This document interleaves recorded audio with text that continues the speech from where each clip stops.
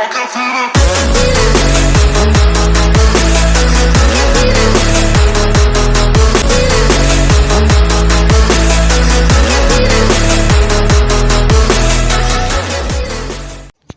अरसा पहले की बात है कि एक बहुत ही हरा भरा और काफ़ी खूबसूरत गांव हुआ करता था। वो गांव बहुत ही बड़ा और अच्छे लोगों के रहने का मस्कन था। उस गांव के लोग काफ़ी मिलनसार और प्यार से रहा करते थे। उस गांव के करीब एक बहुत ही बड़ा बाज़ार था जिसमें मुख्तलिफ चीज़ों की मार्केट्स बनी हुई थी। उस बाज़ार के लोग काफ़ी दूर दूर से चीज़ें लाकर इस बाज़ार में फ़रोख्त किया करते थे। उस गांव में दो भाई रहा करते थे जिनका नाम चिंटू मिंटू था और उनकी भी इस बाज़ार के करीब मिठाई की दुकान थी और वो दोनों भाई मिलजुल कर इस दुकान को चलाया करते थे। अब वो दोनों भाई मिलकर दुकान के बारे में बातचीत करते हैं। चलो मिंटू भाई अब उठो, आज हम दुकान पर जाने के लिए काफ़ी ज़्यादा लेट हो गए हैं और आज मैंने मार्केट सामान लेने भी जाना है। चलो उठो अब जल्दी से नाश्ता करते हैं और चलते हैं। ठीक है भाई, मैं नहा कर फ्रेश होके आता हूँ और फिर नाश्ता करते हैं और दुकान के लिए निकलते हैं। पर तुमने आज बाज़ार से क्या सामान लेने जाना है? भाई मुझे समोसों और मिठाई का कुछ सामान लेने के लिए बाज़ार जाना पड़ेगा। ठीक है, अब जाओ और माँ से कहो नाश्ता लगाए। मैं नहा कर फ्रेश होके आता हूँ और फिर दुकान के लिए निकलते हैं।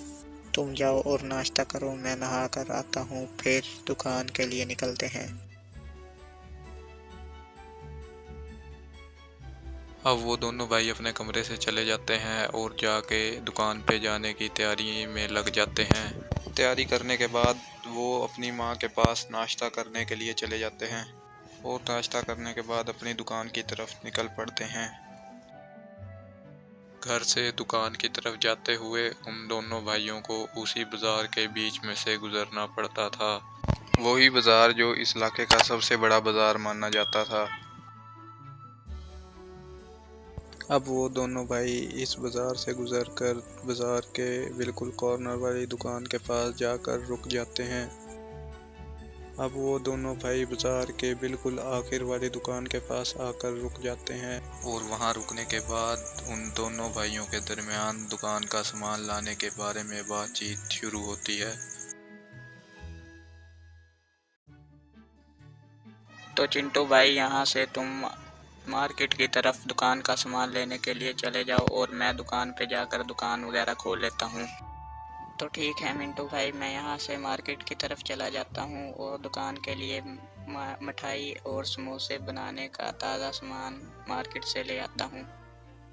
तो ठीक है, तुम मार्केट की तरफ जाओ और दुकान का सब सामान बिल्कुल ताज़ा लेके आना, ताकि हम इस बाज़ार और सब गांव के लोगों को एकदम ताज़ा चीज़ें फराहम कर सकें। ये बात तो बिल्कुल ठीक की है भाई आपने, क्योंकि अगर हम दुकान की मिठाई बनाने के लिए बाज़ार से पुरानी चीज़ें लाएंगे तो लोग हमारी दुकान की मिठाई खाकर बीमार हो जाएंगे। इसलिए जब भी मैं बाज़ार जाता हूँ तो दुकान की मिठाई बनाने के लिए एकदम ताज़ा सामान लेके आता हूँ। भाई अब आप टेंशन ना लो, आप दुकान पे जाओ और मैं भी सामान लेके आता हूँ। अब वो दोनों भाई इस जगह से अपने अपने काम की तरफ चले जाते हैं। एक भाई तो बाजार से दुकान का सामान लेने के लिए चला जाता है और दूसरा भाई जाकर दुकान वगैरह खोलता है और दुकान वगैरह की सफाई करके वहां पर खड़ा हो जाता है। अब जैसे ही वो दुकान खोलता है तो उसके पास थोड़ी देर में ग्राहक आ जाते हैं। अब मिंटू दोनों ग्राहकों को बिठाता है और जो वो खाने को कहते हैं उन्हें उनकी जगह पर दे देता है। और जैसे ही मिंटू इन ग्राहकों को निपटाता है तो कुछ देर में उसका भाई भी बाजार से सामान लेके आ जाता है और बाजार से आने के बाद वो अपने बड़े भाई से दुकान का सामान तैयार करने के बारे में बातचीत करता है। हाँ तो चिंटू मेरे भाई, तुम आ गए बाज़ार से दुकान का सामान लेकर। तो मुझे ये बताओ, आज मार्केट महंगाई के लिहाज से तेज़ थी या हल्की? जी भाई, मैं मार्केट से आ गया हूँ और आज मार्केट महंगाई के लिहाज से बहुत ज़्यादा तेज़ थी। चलो भाई ठीक है, अब जल्दी से मिठाई बनाते हैं क्योंकि दुकान की बिकने वाली मिठाई बहुत कम रह गई है। जल्दी करो, अब ग्राहक आना शुरू हो गए हैं। इतनी बात करके वो दोनों भाई अपनी दुकान की मिठाई बनाने में लग जाते हैं और कुछ ही देर में वो बहुत ज़्यादा मिकदार में बहुत मज़े मज़े की मिठाइयाँ तैयार कर लेते हैं, जिनमें से कुछ मज़ेदार मिठाइयाँ अभी तैयार हो रही थी। हाँ तो भाई, अब मिठाइयाँ तो बन गई हैं, अब तुम थोड़ा आराम कर लो और जो मिठाइयाँ बन रही हैं इनका ख्याल रखते रहना।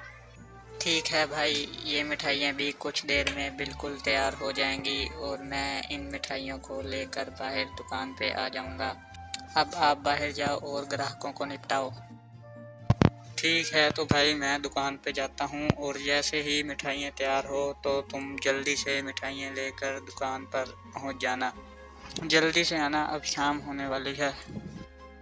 ठीक है भाई, जैसे ही ये मिठाइयाँ तैयार होती हैं तो मैं इन मिठाइयों को लेकर बाहर दुकान पे आ जाऊंगा और कुछ ही देर में ये मिठाइयाँ तैयार भी हो जाएंगी। फिर मैं इन्हें दुकान पर लेकर आता हूँ क्योंकि भाई अब शाम होने वाली है और दुकान पे मिठाई भी काफ़ी कम रह गई है। चलो भाई, अब आप भी दुकान पर जाओ और दुकान के ग्राहकों को संभालो। इतनी बातचीत करके वो दोनों भाई अपने अपने कामों में लग जाते हैं और कुछ देर में शाम भी हो जाती है और अंधेरा होने लगता है और पूरे दिन के बाद मिंटू की दुकान पर कोई भी ग्राहक नहीं रहता। वो सब ग्राहकों को निपटा देता है।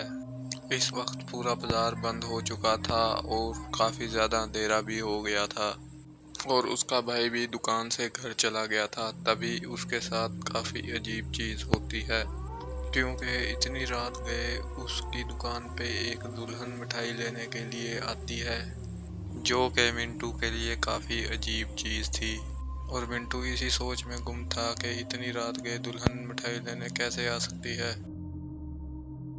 है दुकान वाले, मैंने सुना है कि तुम्हारी दुकान की मिठाई काफ़ी ज़्यादा मज़ेदार होती है। अब जल्दी से मुझे बहुत सारी मिठाई दे दो। अरे मैडम, आपने बिल्कुल सही सुना कि मेरी दुकान की मिठाई काफ़ी ज़्यादा मज़ेदार है। पर मैडम, आप ये बताओ आपको कौन सी मिठाई चाहिए और कितनी चाहिए। है मिठाई वाले, मुझे जल्दी से सब मिठाइयाँ थोड़ी थोड़ी मिक्स करके 2-3 किलो मिठाई दे दो। अब वो मिठाई वाला उस दुल्हन को सब मिठाइयाँ थोड़ी थोड़ी मिक्स करके 2-3 किलो मिठाई दे देता है और वो दुकान वाला मिठाई देने के बाद उस दुल्हन से पूछता है कि वो इस बाजार में इतनी रात गए क्या कर रही थी और वो दुल्हन भी उसे ये बता देती है कि वो कोई इंसान नहीं बल्कि एक चुड़ैल है। अरे हाँ तो दुल्हन मैडम, आप इस सुनसान बाजार में इतनी रात गए अकेले क्या कर रही हैं? क्योंकि आप बिल्कुल अकेली हैं और पूरा बाजार बंद है, सिर्फ मेरी ही दुकान खुली है इस वक्त। और ये सब मैंने इसलिए पूछा क्योंकि आप एक दुल्हन के कपड़ों में हैं और आप बिल्कुल अकेली हैं।